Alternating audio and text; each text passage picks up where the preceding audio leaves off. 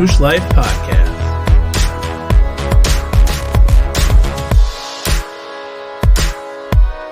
Season 3.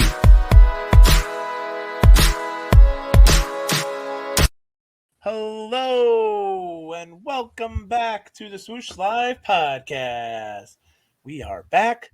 We are bringing you episode 50 of the Swoosh Life Podcast. And happy birthday, Blue Ribbon Sports, aka Nike. 51st birthday today. So we had to jump on that 50 train as well. Since they started the company, Blue Ribbon Sports, Phil Knight back in the day.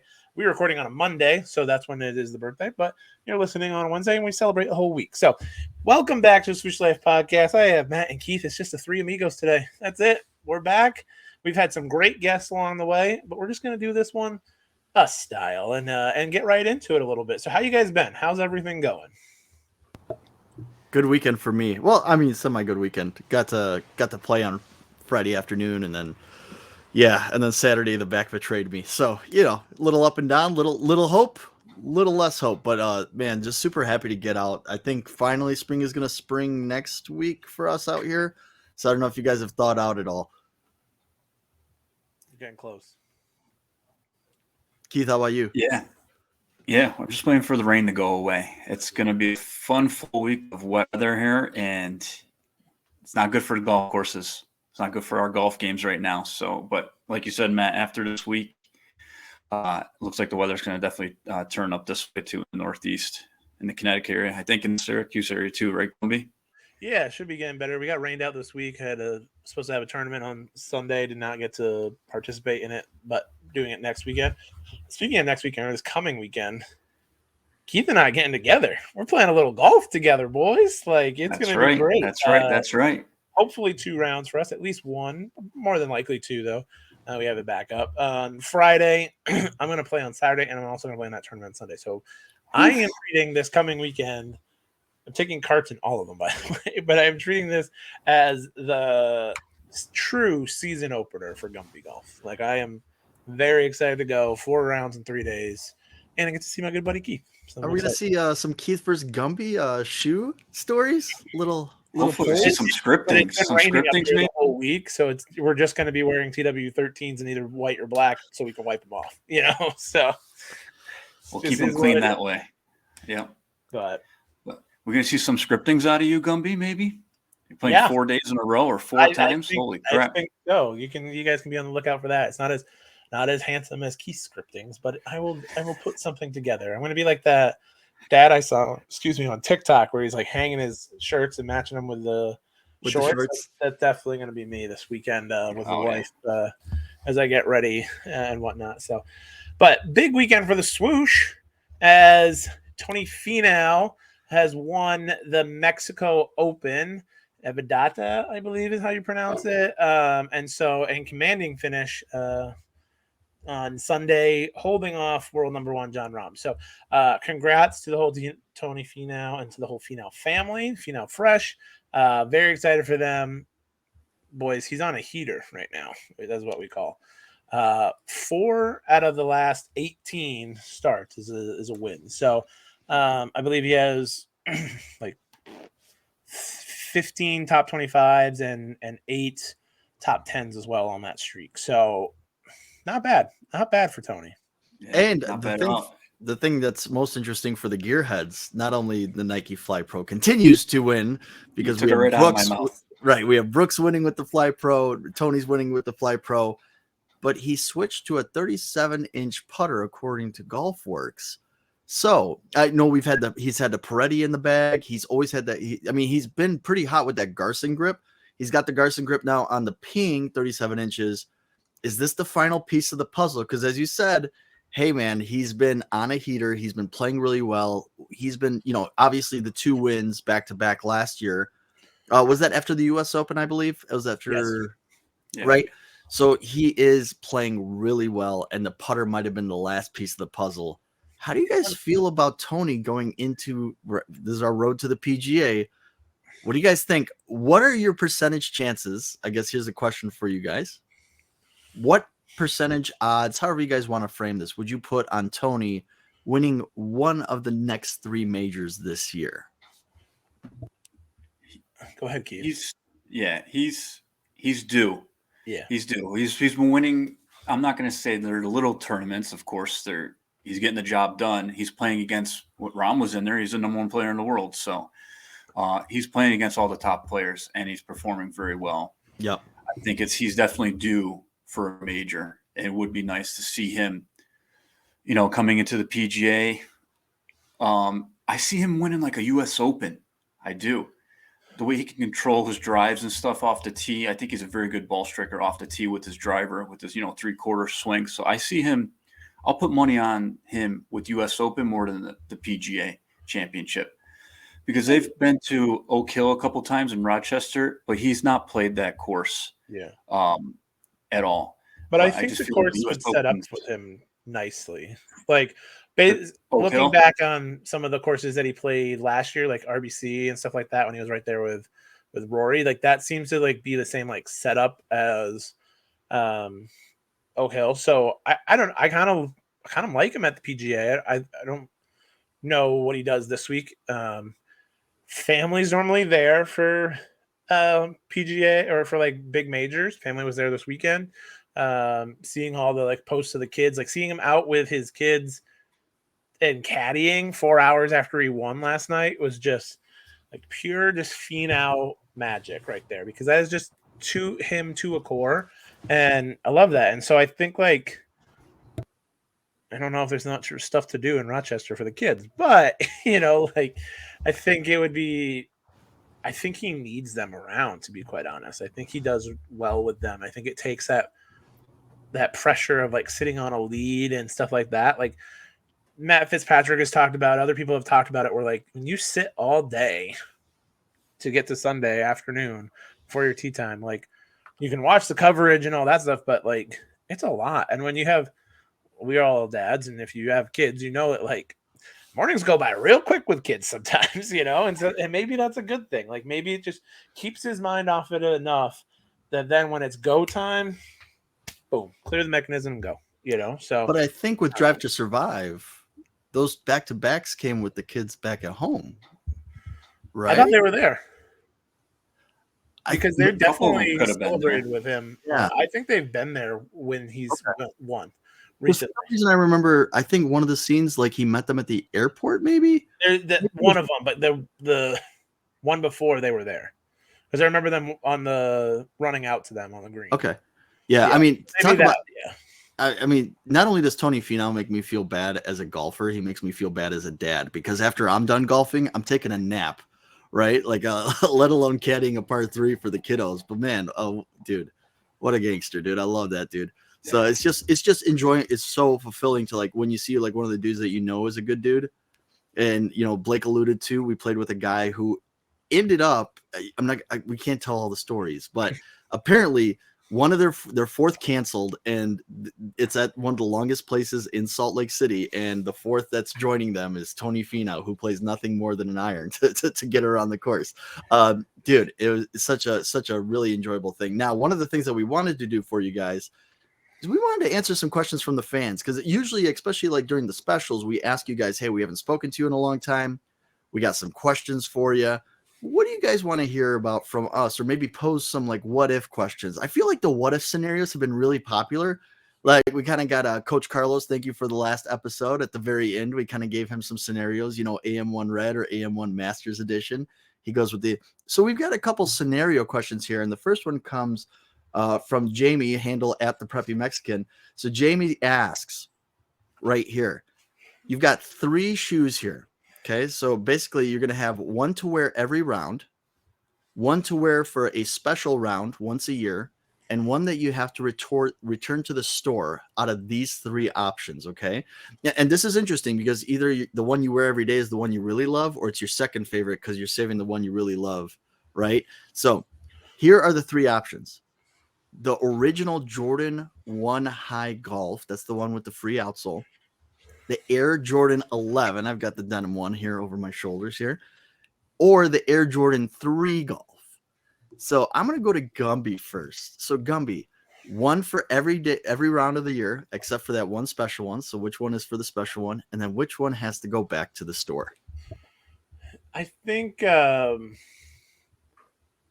I think for every day it's going to be the 3 for me. I think it's just like I could just wear that all the time. Anyways, I'd prefer like the 4. I think a little bit, but more. But like, I like the 3. Special round is going to be the AJ1, just because you're just going to like drop heat on these people. Like I only play one special round a year anyway, so that kind of would work out.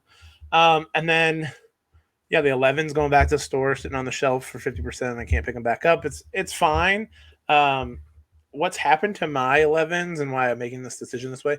They're a little bit small for me for some reason. I don't know why. Well, let's assume you get it in the correct size. Let's assume that it's. Well, I know, and whatnot, and I don't know. I just think those have to go back. I like them, I really do, but for me, it's like it's like looking down on a black toe, So, not sure. Mine are also slightly ripped, and I tried to like waterproof them, and the waterproofing got on the patent leather and looks crappy. So, those are my reasons. So, Gumby, I'm right with you in the same order. I'm definitely going to return the 11s. I am, Matt. I'm sorry. All right. I knew he was going to. I knew you were going to be the only one with the 11s. Yep. But I do like these 12s behind me that somebody sent my way. Thank you, Matt. I have my first pair of Jordan shoes. I had to throw that in there real quick. That was going to be the third fan question, actually, from our guy Stonecutters. So Chris was going to ask, what did Keith think of the Jordans? For some reason, my friend Chris, we'll come back to it again, who listens to the podcast, his favorite person is Keith. Maybe it's because he's sick of listening to me, and I already talk too much. But okay, go ahead, Keith. Yeah, keep going. So you love the 12s. So, love the 12s. We'll come back to those when we go to the question. But 11s, I'm going to return, definitely. Just not a fan of the whole style and everything like that. 3s I'll be wearing all the time. And the 1s I would love to have on special occasions. I love the free sole. I love the way that looks with the free sole. So that would be my special occasion shoe. Wow. All right. Well, here's the one. We just ruined your whole lineup, didn't we, Matt? No, I'm different than you. It's okay. And that's why we have 3 hosts to celebrate our differences. So now as I unfreeze, so my 3 would be my everyday shoe is actually going to be my favorite of the bunch, which is the 11. I play in the 11 a lot. I've got multiple colors taken out of the garage. I've recovered a few through, I've got some used examples. So, thank goodness I was able to recover some of them. But the 11 everyday, my special occasion one is actually going to be the 3, because I think the 3 better as you wear it. The more you wear it, the better it looks. So I'm going to go with the 3, and then the 1 go back to me, because the 1 is almost too rare. It's almost like I don't know if I'd want that power. I don't want that. But again, we've talked about the bottom that they used on was really, really good. It's Zoom and React mixed into that one. And then we had I believe the 3 had like the Lunar Control 1 bottom to it. So that's why really like the 3. So that's where I'm going to go. I'm freezing up on you guys. Sorry about that. So I think it's good. I think it was good. I like those choices. I'm sorry? I like those choices. Yeah. I like those choices. Thank you. Yeah. Little thought went into it ahead of time. So next question comes from Ryan Mullins, super fan. He actually had 2 really good ones. We're going to go with this one though. If you were the head of Nike and or the PGA, so maybe if you had infinite power, you collected all the infinity stones, what is the one thing that you would want to initiate or change for the game of golf? For the PGA, I'm going to go PGA. Yeah, I'm going to go PGA route, but I'll probably throw a little Nike in there too as well. But PGA route, I'd probably go with some kind of like set up some kids courses, but PGA themed, have just kid courses. It doesn't have to be kids, but like shorter courses here and there. A 12-hole course, a 9-hole course that we have now, 15-hole course, a 6-hole course, anything like that would be awesome for the kids or just beginners and to get into the game more. I think we need more of those around here in the area, anywhere actually throughout the United States. But shorter courses, short means shorter time, less money, more people playing involved. I like that. Yeah. For Nike, we need. Sorry, Gumby. I just had to throw the Nike in here too. For Nike, we need a dedicated division again for Nike Golf. I do, because I just feel like Nike Golf is in a good spot. It always has been. Yes, we wanted to get out of the hard goods and everything like that, but I feel like apparel and footwear, we are going to be taking the lead year after year on what we come out with each year. So I feel like we need a good group of people back in a Nike Golf division. Yeah, I echo those sentiments, because I think you don't even need to say we're going back into hard goods, right? Like, you can just say, like, this is just strictly Nike, and we get social back, and we get promotionals back, and we have campaigns set up, and we have, videos and content like that is just engaging and entertaining and all that stuff. Like, it's just not a lot, but it could just be enough to. You guys wanted more for the marketing side rather than the product side. Yeah, right? I mean, I think we all agree the products have been really good. Yeah, I mean, I think hard lines obviously speak for themselves. We all knew that when we saw it last week when we talked about it, or 2 weeks ago when we talked about it with Blake. But and how many responses we got from that. But I think just to start with basics, like having a division again would be. I know they have a team, but it's not like a division. So, I'm not saying separate from do Nike Golf again, but under Nike Inc. But just bring a team back in. I know they have something going, but I feel like down the road it will again. It's just a transition, trying something different. I just feel like it's going to come back again. Yeah, and I gotta feel a little bit like when you kind of close up a division or something like that. It's not like you're just assuming that the other divisions are picking up, like that they had the access capacity, right? So it's like, I'm sure people, I don't know. I'm sure people are maybe a little overwhelmed or overworked a little bit, especially if you got to do more than one category, right? So especially if you can get some folks that are really passionate about the category. And we've seen that, right? Like in years back, that's why we all kind of long for the social team to come back. But for me, the one thing I have is more of a PGA initiative. And you guys heard my rant about, the schedule. You heard me rant about, majors should be at public courses and not just at private courses.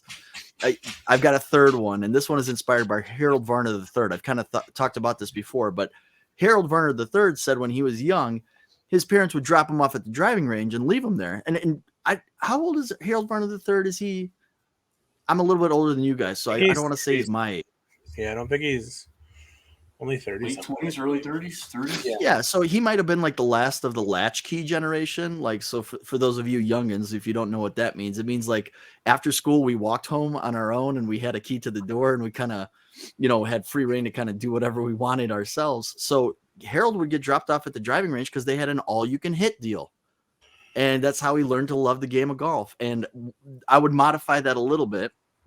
I would like a, hey, all you can hit for the kids and for the parents, right? So the parent gets involved, the kid gets involved, you get out on the range. And I think it's just a great way for people to bond with their family, spend time and enjoy the game of golf, right? You don't have to go jogging or blow out an ACL, chasing your kid down the soccer field.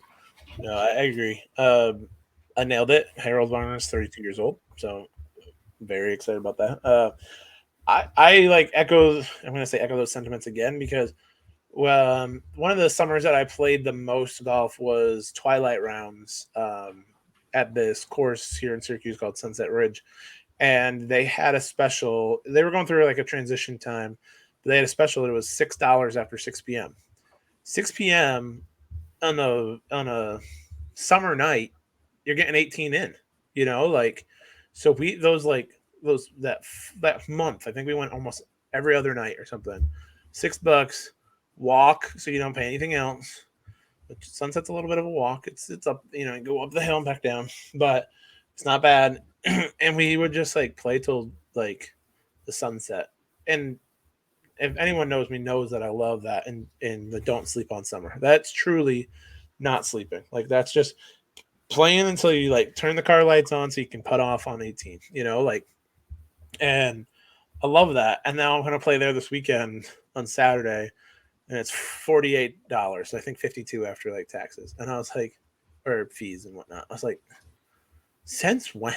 Like I was a Twilight member there, so anytime after 2 I could play for a year, and it was $300. Like, and now it's like $50 to play one round. Like, but that's what just like courses are nowadays. The game has gotten so popular that they've raised their prices to take advantage of it, which is like great for them. But like at some point in time, we're going to price people out of the game too. And that's where we talk about, that's where Topgolf is popular. And I know there's one, Nike sponsors a camp down in a western suburb down here, and they do a Nike camp. And the driving range, the cool thing about the driving range, it's not Topgolf where like it tells you where it landed, but they have targets, right? Like driving ranges with targets, it's not just a flag and a pole, but you got a couple other things. But Keith, were you going to add to that? No, well, I think it just coincides with making courses more affordable. Different courses, like I said, 12-hole courses, 6-hole courses, anything that's all one. We can combine all that into one. It's just tough nowadays to bring your wife or bring your husband or bring the kids out for a round of golf. It really is. It's it's like you rather just go to the driving range and save a couple bucks. Buy the big bucket for a family bucket for $20 that around here in Connecticut, but and whack away, and then maybe try to find like a par 3 9-hole course or something like that, or par 65, 68 course with a bunch of par 3s and par 4s. But it's tough right now.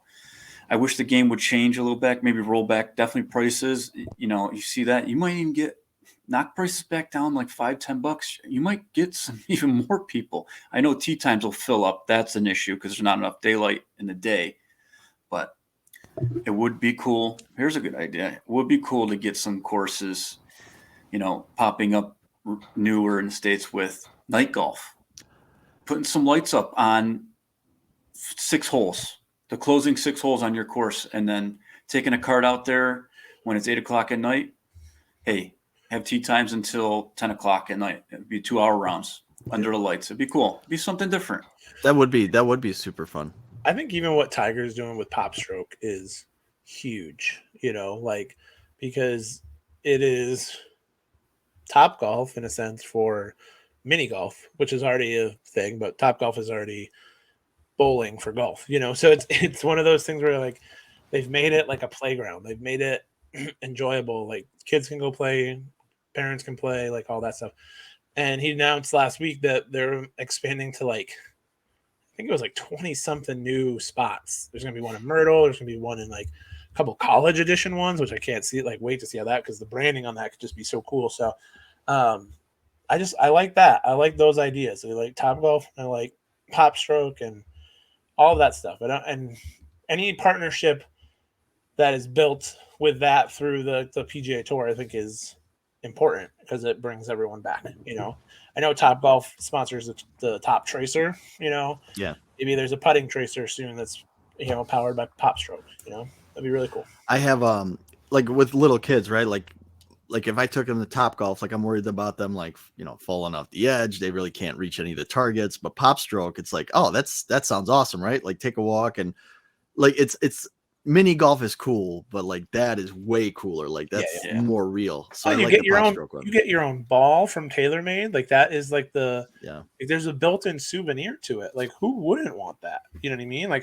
The first time I go and play a Pop Stroke, whenever that is, whenever we get back down to Myrtle or Pop Stroke, have a set of grand opening. It's going right in my ball collection because it's just a cool thing. So I got one I would propose to you guys.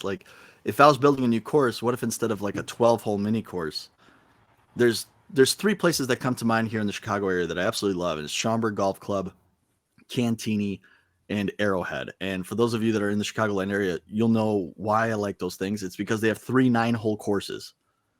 So, and we had another one, Indian Lakes, that closed down pre-pandemic. But the idea is, hey, 1 month, these 2 make you an 18-hole course, but you also have the 9-hole course that you can fly around on.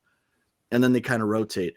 And I had the feeling at first, people didn't like that because it's not a true 18.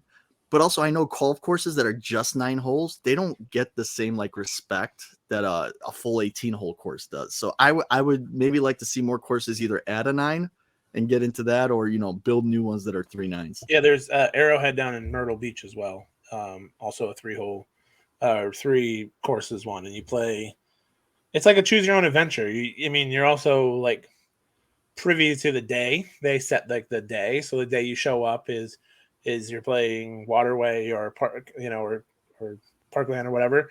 So it's like, you got to go back to hopefully play another one, but like each way that you're going to play it a couple different ways. You can start on the front here, start on the back there. Like that changes the whole game. So yeah. And shout out to Schaumburg. I'm going to be playing there Friday, but they're down the street from my office. So actually I go 15 minutes and I've walked in and I just say, hey guys, which one can I fly around on? If I go on the back end of the 18 or should I go or front end of the 18 or should I go onto the 9 hole? And they're always great about it. Like, yeah, you're going to be able to fly, go here. So it's fantastic option at 5:00 at night. So you talked about the anniversary of Nike, big occasion. Not only is it the anniversary of Nike being created as a company, it was also Tinker Hatfield's birthday. So we all have a great love. Gumby absolutely loves Tinker. That's his guy, right? Watch the abstract on Netflix about him again, just because it was his birthday. I love it. So we sent out a list to the crew here. Nice Kicks did a very nice top 30 list of Tinker's top. Now we're not going to go through our top 30. 30 it's so hard to narrow down. And we were talking about doing a tournament. The interesting thing is when we did the tournament bracket, I feel like those episodes sound messy. Like it's kind of hard because we're saying Air Max 1, but it's the 1 seed with a 2 seed. And here's the Air Max Tailwind 2, but that's an 8 seed. And sometimes we say, here's the 8 versus the 9. Like it gets very messy. So we're like, should we do a bracket? However, according to the listens, the brackets are like our most listened to episodes. Yeah. So we're going to meet you kind of in the middle and we're going to go with a Tinker top 3. So we're going to give you our favorite top 3 Tinker shoes and maybe some honorable mentions. So with that, which one of you would like to kick it off? I will go first. I wrote this out. I am torn to pieces. Part of me, I got into Jordans late. Not as late as me. And so should we do a top 3 like Tinker Jordan and top 3 Tinker Nike? You could, but what I'm going to I can't do that. Is probably leave out Jordans because I think they stand on their own, and I think like he has the 4, he has the 6. Like I like all of those. You know what I mean? I already said I like the 4 earlier today. So, but I'm kind of just gonna go on the ones that I like really speak to me, and obviously like I wear like all the time as well. So, I honorable mention, I have a pair of trainers like that I got customized when I was in Syracuse and for the cheer team and all that stuff, and I love them. I still have them, and they're like, if I didn't have to like slide off camera, they're like right there. I could grab them, So that's my honorable mention. My number 3 is going to be the Huarache. I just like it. I like it a lot. Like I have a pair that is just my beater pair now that I just like slip on to like go do yard work or anything like that. They're like grungy and grimy and terrible, but they like are just comfy. They're super easy to slip on, all that stuff. For the number 2, I love these. I think like the way that he did them, the way that it matched with Agassi's style, I believe, and all that stuff is the AirTech Challenge 2. I just really, really like that. Hot lava. Huh? Hot lava. One of the signature colors. Hot lava. Again, also like featured in the abstract one. And then anyone that knows, it's the AM one for me. That's my number 1. So there's so many. There's just like there's ones that you like are going down the list and you're like, you did that one? Like you just like forget, I mean, like we could all put honorable mention that he did the Nike Mag. He did the one for Back to the Future. Like, come on. And he designed a self-lacing shoe. Like, I don't know. I could just talk about Tinker all the time, so. Happy birthday, Tinker. Happy birthday. That was good, Gumby. So since, joining the podcast and everything like that, I have been falling more and more in love with our Jordan talks, our Jordan shoes. I actually do have one pair of Jordans in the top 3. And Stonecutter 10, do you hear that? Yeah. And it's also sitting right behind me. I know he designed the Air Jordan 12 basketball shoe, but so my top 3, this is my third, is sitting right behind me, and it's the Air Jordan 12. Wow. It is. I love the design. I love it even better as a golf shoe. I will be rocking these this year. I will be waiting for better weather to be rocking these. But special thanks to Matt and Gumby, for everything that we do on this podcast. Shout out to the plug. Shout out to the hookup on that one. That was not Shout me. out to the plug. Yeah. That's it. Well, they came from you with your name on it. But thank you, though. But I love this shoe. I really do. I love the design. I love it even better that it has cleats on the bottom as well. So that's my number 3 from Tinker. So thank you for making that one. My number 2 and number 1, they're in line with each other because it's a golf shoe. It's a regular shoe. I've had them as a street shoe and I have them as a golf shoe. Now, the AM90s. I love them that he designed those, and they're now a golf shoe. That's my number 2. My number 1, I always love that whenever there's a full swoosh or the old school swoosh, I love. So my number 1 is the AM1 with you, Gumby. I do love it, and I'm due for an AM1 golf shoe. The AM1 navy with the white and like the red, just going to be like a perfect secondary 4th of July shoe to the AM1. Like shout out to Tee-Up Kicks with Chris. You can just wear both of those. Like, I am just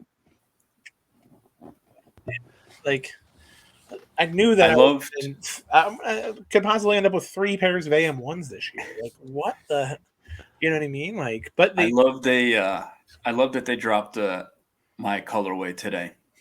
My black and whites. The black and whites. Yeah. So that's, yeah. I feel like I got to get that pair. But I think I'm going to wait until like maybe there's a sale because to Gumby's point.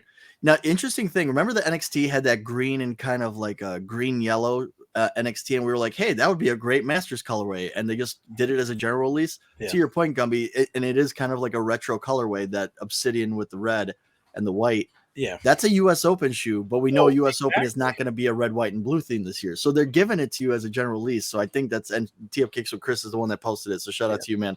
I'm excited about that one. I got to get the U.S. Open one, the Fresh Prince one, like those AM1s. So my question, and that's the thing is like, I think that it's like to the point of what Ryan was trying to say. Like, what would we do? Like, I don't know, like how to. There's big picture stuff, but if you drill down, I don't know how you get better than what Nike's doing right now for golf. You know what I mean? Like, and other than like just marketing it better, but even then, it's marketing itself. Like, we're the champions for it. We're the ones getting out there and stuff. But like, there's so much buzz around it. They're all of these shoes, pretty much. Like, there's still some AMs, but not big sizes, which is like most people like. Yeah. But like they're flying, like in the scheme of like shoes that are on Nike.com, like these this year are flying, So this is an aside topic, but I don't think you're wrong, right? And a little bit like now that we have the marketing talk about this, like this is what I'll bring up and see if you guys agree with this. Right, they're killing it now. Yeah. But why are they killing it? And this is the thing I think that a lot of businesses have very short-term thinking when it comes to marketing, right? Why do guys like us instantly buy whatever Nike puts out? It's not because of the marketing today that they're doing, because we would say that there's minimal to none in the golf category. Right.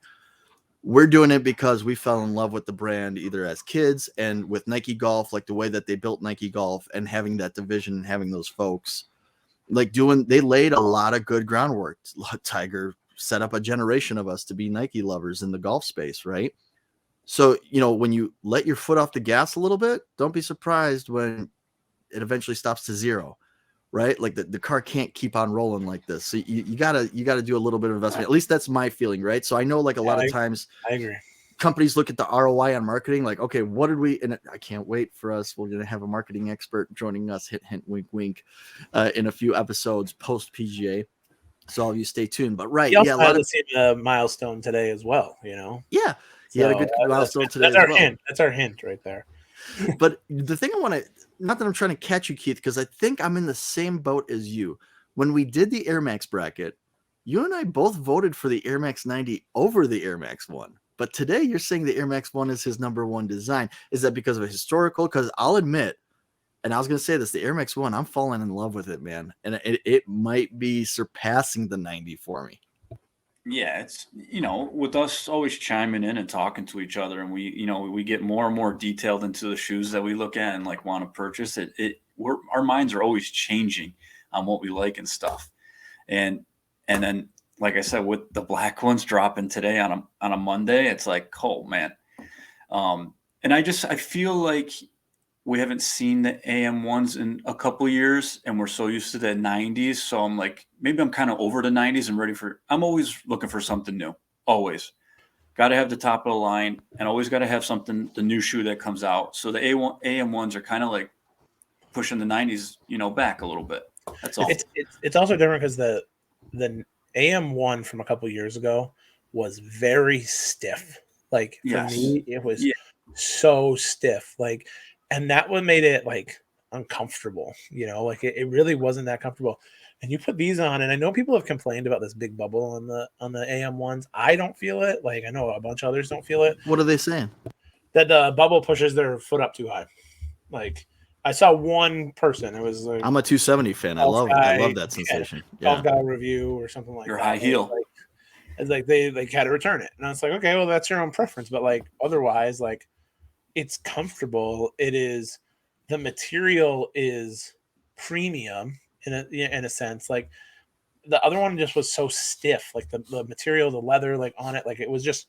I remember I still have them, but like there's like a crease in like the toe, like where I flex because it puckered like a little bit because that's where like it was so firm that like it like popped out almost, and you're like, how do you resell them? How do you rewear them? Because it's been disformed based on like when you like flex your toe and move through the ball. Like these aren't doing that because they're more of the premium. They're more of the like, it's just a looser fitting, like comfier shoe, So.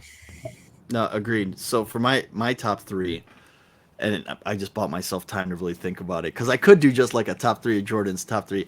And it's close, right? So honorable mention, and it's funny that Keith, you were talking about like us always wanting something new.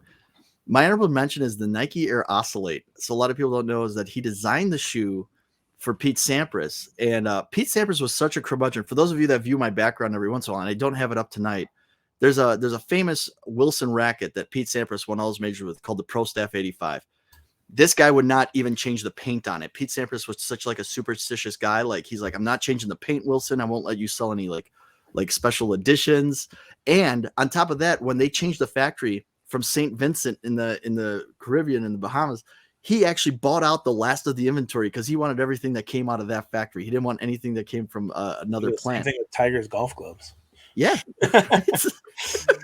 So the Air Oscillate, the reason I love that shoe, Pete did the same thing with that. He put on the Air Oscillate, and that was like all he wore for the rest of his career after that. And it had zoom in the forefoot and air in the heel. And those of you, you've heard me say it again, I think that's the magic combo. Zoom in the forefoot, air in the heel. So that's my honorable mention. My top three Tinkers. I'm going to leave the Air Max 1 and Air Max 90 right now because I'm just so torn. Like I can't pick one over the other. So my top three right here are going to be number 3, the Air Jordan 11 IE. This is the one that I want as a golf shoe, y'all. This is the one where they, instead of patent leather, they put mesh panels because this was going to be the summer low top version.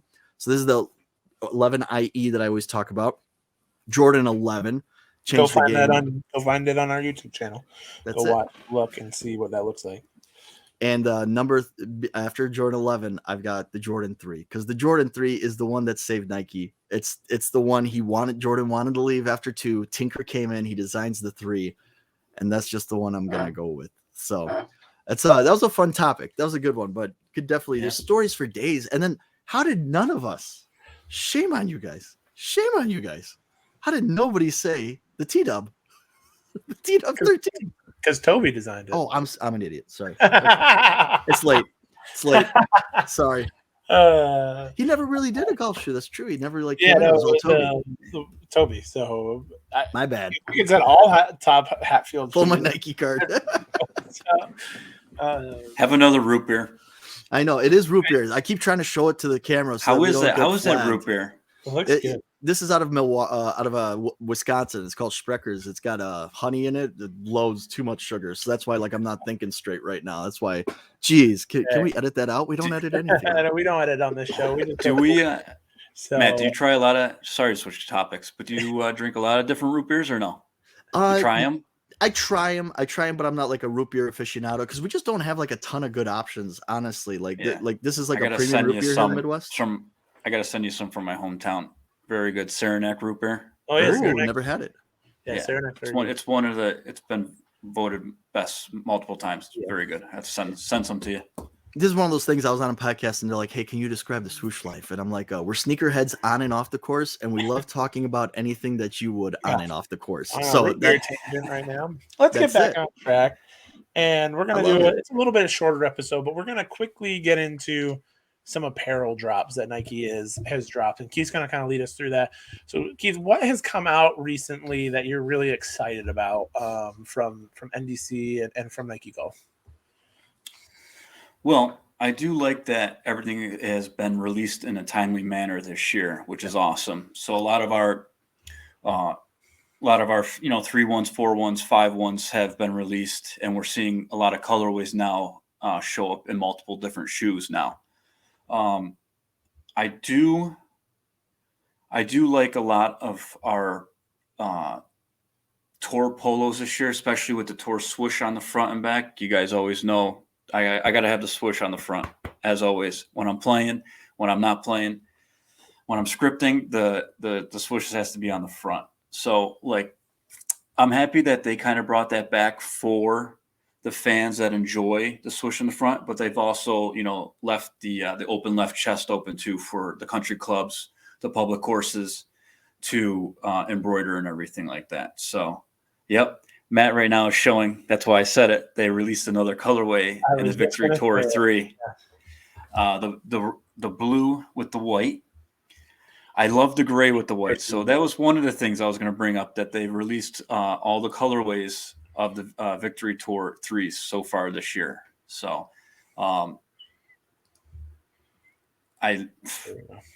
for some reason I'm falling more and more in love with the Victory Tour 3s.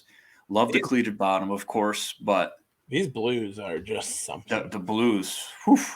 They just to me, that is the best. That is awesome. On YouTube. If you're not watching on YouTube, get to YouTube. Keep listening. But the Wing Goddess. Do we need to return our grays, Keith? Do we need to try and swap our grays?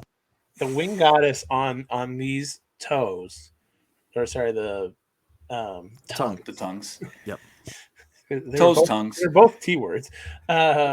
Is just the Toby Tinker. See, it's really easy to mix it up. Chef's kiss, just chef's kiss on these, because that detail just sends me through the I don't know if I can afford 2 more pairs, but I might need to. Have you played in yours, Keith, yet? No, I'm saving just for a little bit nicer weather. That's all. I will wear them. I will walk in them. Definitely. I will probably get another colorway in these. I'm just trying to flip a coin between the white blues or the white grays. That's all. And I might sneak the black bear in there too. Man, because that's just the way I am. Black bear is just you, Keith. But it looks sharp. It just pops. Anything with the white swoosh against a dark color, it just pops. And that's what I love to match up the scriptings to. Anything white, dark background, it's just an eye popper when you're on the course anywhere. Oh, no disrespect to Keith's modeling skills or his scripting skills, but really the thing for me with Keith scripting is his rug. I mean, Keith, your rug is magnificent. That's it. I mean, your rug. It's all about the rug. If the rug's not in there, then it's no go. They've got a lot of new stuff on NDC as well. They've got the new Victory Pro 3s are a little bit different this year. Another cleated bottom. Yep. Another unscripted polo, but with more of a heathering effect. Can we go to that polo, by the way? So big news on that unscripted polo. And this is huge, especially for my brother. My brother works at the PGA Tour Superstore, and he stitched his own frocket. And we also have on the Nike Dry Fit Unscripted Polo a frocket. And for those of you that are not part of the scene, don't know the lingo, that is a front pocket. That's right, with the swoosh above it. So it's on the proper side. It's on the frocket is on the left side. Let's go Frocket Squad. Hashtag Frocket Squad. Remember the Rory polo in the PGA when the pocket was on the other side? Yep. And then they kind of brought it back last season or 2 seasons ago. Where it was that same design, like the color block sleeves. Color block, too. Yeah. It was on the left chest side though. So yeah. We continue with the season of this brown. Keith, the colorway is the golf tee print, the coconut milk, and the Palm Eclipse. I love the design. It's got the T's in there. It's kind of a little bit different, like a retro old school vibe to that. It's like something you see your grandfather wear on the golf course. So we're trying to touch all the bases here, from the young kids all the way up to the oldies. I love the new Tiger Woods Dry Fit polos, the striped ones with the sleeves open, not striped. They're bringing in some yellow this year, which I've been begging for some yellow. So they've got 2 types of yellows with this, more of like a marigold, what they're calling their topaz gold. And then they also have more of like the lighter, almost highlighter, but not citron tint. So, I mean, you might see a scripting come up with the rug on that because it's just great, So I'm a big fan of this next one, Gumby. If you want to click on that, this for one those guys that are watching. This is the coconut milk one, that we're looking at, and this is it's like a camo. Cubist. I'd call it a cubist style of polo and whatnot. And so we've got coconut milk. We've got some other really good colors. We've got this teal. I'm a big fan of the teal. Big fan. Yeah. That topaz gold, that will go great with a lot of the Masters shoes. Yeah. Like T-Dub looked good in that striped polo. Blue Whisper. Yes. Right. It looks better on than it does like on a mannequin. I agree. Yeah. But that goes to TW being able to sell clothing, man. I do like this the essential jacket, and I think we just passed it up, but that thing is interesting to me. A lot of different colorways too. I like the green, I like the blue. It's just like more of a very straight jacket. There's no hood. It's just got that big collar, full zip, just really nice, So I'm trying to describe it all to you guys that are listening, not just always watching. There's also another wind jacket without a collar, and I don't know if they took it off this. I think it's right there. So this one's interesting to me because you guys might have heard last year I got that wind jacket, the merino one, and I had to take that one back, and I'm just going to tell you why. So on the wind jackets, they do Velcro on the wind jackets, and I don't get why they do this, and I hope somebody listening past this is this. If you do Velcro on a sleeve with a wind stopper material, you have to put the rough part of the Velcro downwards away, because I would fold my arms and then the Velcro would rip the material on the outside. So you'd get like automatic like pillowing. Yeah. So that's just one piece of feedback. Now this one that we're looking at has a back swoosh, which is really cool, has a front swoosh, and as far as I can tell, no Velcro on the wrists. Yeah. So we don't have to worry about any piling. Sorry. What's one of my favorite pieces that they did a couple of years ago? It's the rain jacket that folds into itself into a little bag and everything.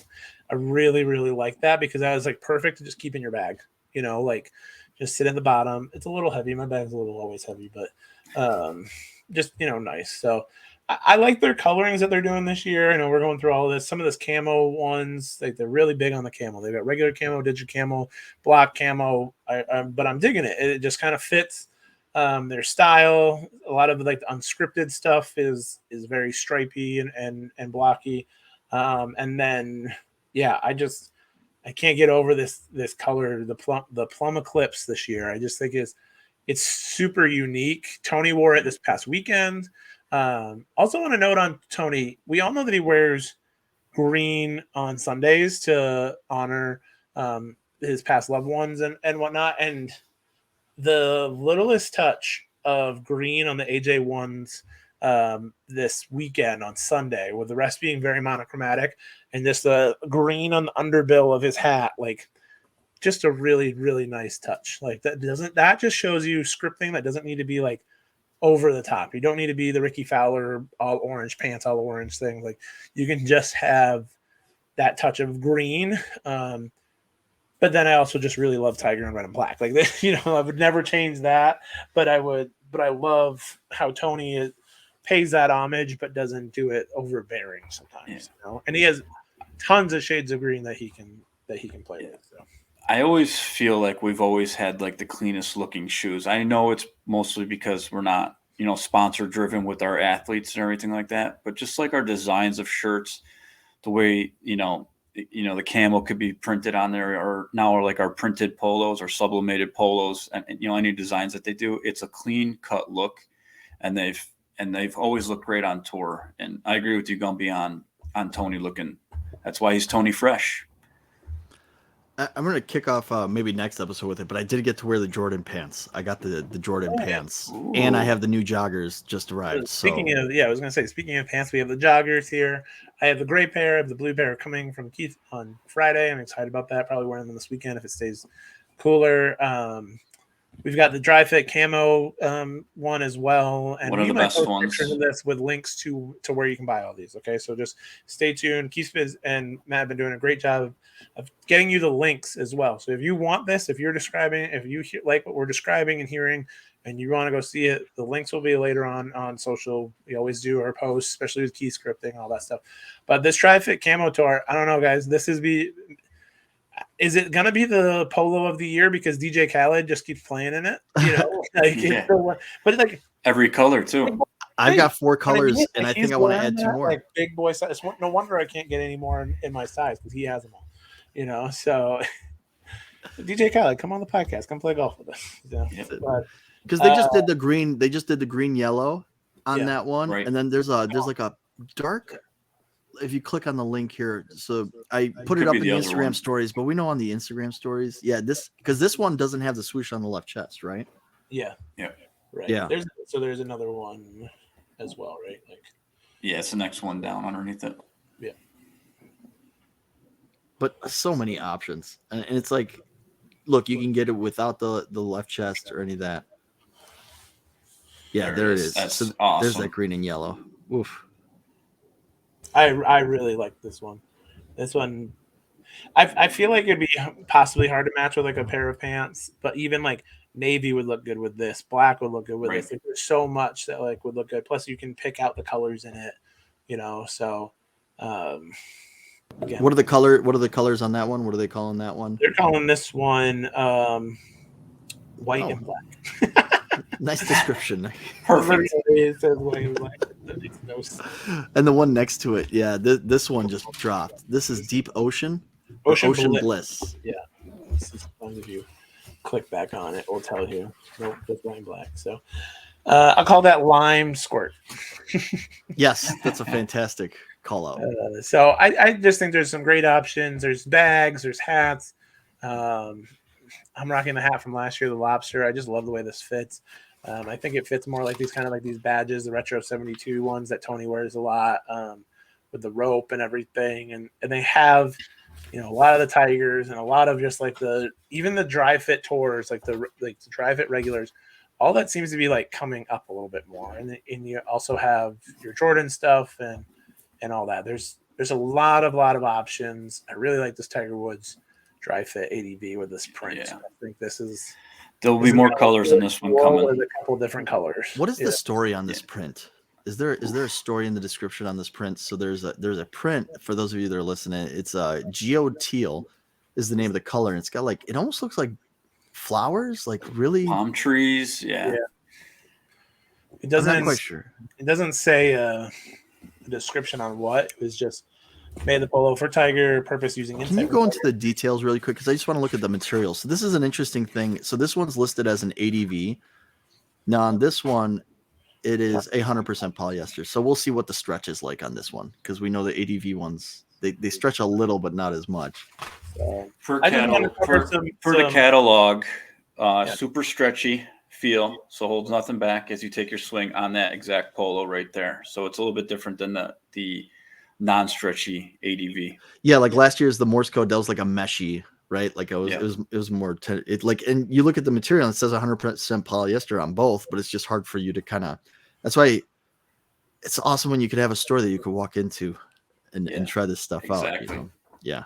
To be quite honest, is why I'm jealous of your PGA Superstore-ness, because they seem to always carry the Nike stuff, and Golf Galaxy and Dick's used to, but like I walk into a Dick's now and I get plain Jane like tri-fit victories, and that's it. Like even at Galaxy, it was like one rack of the ADVs, like unscripted, ones like with the big camo, and I'm like, it's not anything else. Like you need like the other, you need the dry fit tours and all that stuff. Like it's just not there, and it's a real big bummer for me to like not have something like that, and be able to put it on. But it's also probably not because of my wallet, So. But I just wanted us to show that. We wanted you guys to hear it. We want you to like come to us with some of these apparel questions and come to, I don't know if I'm going to offer up Keith's fashion advice, but slide into our DMs and Keith might ask, answer. Like if you have a question on what you want to wear, what you want to look like out there, like, you're deciding between something, like hit us up and we will get you out there and then take a picture and send it to us. Send us your scripting and all that stuff. Like we want to be your voice and help you look your best on the course and everything. So we're providing the links, we're providing the, some of the stylings. Like I'm going to ask Keith this weekend when I'm playing with him what I want to wear, so all that. But all that being said, like we said, a little bit quicker episode. We've gotten some really long ones lately, but it's time for Keith's pick. Last week. We all picked Tony. Right on the head. We all get credit. Well, we are and now apologies. At the Wells Fargo Championship back at Quail Hollow this year. Quail Hollow was the site of the President's Cup last year, I believe. And so we have some players like a Tom Kim that played well there, went 2-3 in his President's Cup matches, made some big splashes. So who wants to kick it off? This is Keith's show. I'll kick it off. You're still the leader in the clubhouse. Remember there's a whole thing. Gumby's just taking control over all this. Do you want to kick or defer? It's your call. Yeah. It's your call. Yeah, you got it. Whoever's in the lead has to do that. I defer. Oof. All right, I'll go. He had a good showing last week. I'm going to keep him going. That's Cam Champ for my pick this week. He had a great. I like that pick. He came back. I think he's definitely improving since the Masters. I know he's played a couple events since the Masters. I know he lives. Everybody lives up to playing great at the Masters. He didn't have his best performance, but the last couple tournaments, I think he finished this past week in top 15, top 10, maybe. I could be wrong. He had a good Sunday. He had a really good Sunday. So I feel like him playing in back-to-back weekends coming up is going to carry that momentum right over. So I'm going Cam Champ. Yeah, that's Matt, why. Who do you got? That's why I was saying apologies Same to guy. Cam Champ. No, I was thinking about, but since you took him, I'm gonna go Tommy Fleetwood. Let's go Tommy Fleetwood. Let's get some magic back. Rory's back in the field this week, guys. Is he? After his break? Yeah. So that is that's interesting as well. But I'm going Jason Day. I'm sticking with my horse until he's good here too. JJ's good here. Exactly. So I'm going to stick with my horse there. So we've got Fleetwood for Matt. We've got Cam Champ for Keith. And Jason Day for you. Jason Day for me. Late. It's been a late one, y'all. Starting to hit me again. So still not over my cold, as you guys can tell. If you're watching, you just see me hack off screen like it's ridiculous. So Warrior. Thought I was getting better. Yeah. I am not. Who knows? But I'm excited for this weekend. I'm excited for this show. It was really great. I think it's a great way to do 50. I'm very thankful for you guys for 50 episodes and listening and you guys joining on. So any words from you guys for the week and everything? Congratulations on your 50th episode in a row, Gumby. Congratulations on being the Cal Ripken of your own podcast. You're on the Iron Man streak. That's it. That's it. I don't know if anybody will ever catch you. Congratulations. And thanks to all the fans and everybody that submitted questions and stuff like that. Sometimes we can't get them all in, and really appreciate everybody. And again, my apologies to Cam Champ for not knowing that he was in the Mexico Open field last week. Jeez. As you can tell, we're fried. Hopefully you guys listen to the end. Appreciate that. Keith, last words. No, just want to say thank you for everybody out there. 50 episodes. That's awesome, Gumby. Congrats on carrying this over. Matt, myself, I'm so happy to be a part of this. I forgot to say this last week, but you might have seen some things popping up lately, like quarter zips with certain logos on it. There's a hat right over my shoulder. I want special thanks to, I actually work here part-time, DK's Hockey Store. And they've been doing a lot of the embroidery for us, testing out things, hats, polos, quarter zips. I have a quarter zip on right now with the logos on there. They've been doing a great job. They said once we hit 200 subscribers on YouTube, they will be sponsoring us. So let's get there, everybody. So that'd be great. That's huge. Any extra cash that can come this way to support everybody like us and everybody out there is awesome. So let's get those YouTube subscriptions going. But special thanks to DK's Hockey. Great segue. And to remember to become a supporter of the podcast by going to the anchor.fm/swooshlife/support. We thank you all to our supporters, all that send us, kind donation every month to keep this going. And hopefully we can keep taking care of you guys. It's been fun. We got at least 50 more to go, and we got a ton more after that too. So we'll do a big thing for 100, but you got to wait 50 more episodes, so maybe another 3 years. I don't know, but it'll be fun along the way. Stay tuned also to our Instagram for Keith and me playing. Might go live a couple times, and maybe Matt will join us as well, so he can be there. Spirit and maybe a couple other guests will pop in along the way. So I'll do commentary. Super excited for this weekend. Super excited for this show. And for Keith, Matt, and Gumby, it's been the Swoosh Life Podcast. See you in the next one. Bye. Thanks for listening to today's episode. Make sure to go follow us on Instagram at the Swoosh Life Podcast to stay up to date on all things swoosh. And if you have any questions, comments, or business inquiries, please email us at theswooshLifePodcast@gmail.com. And lastly, give us a follow or review and become a supporter of the podcast at anchor.fm/theswooshlife/support. Thank you all for listening. See you in the next one. Checks over stripes, yeah, that's what I like. Yeah. That's what we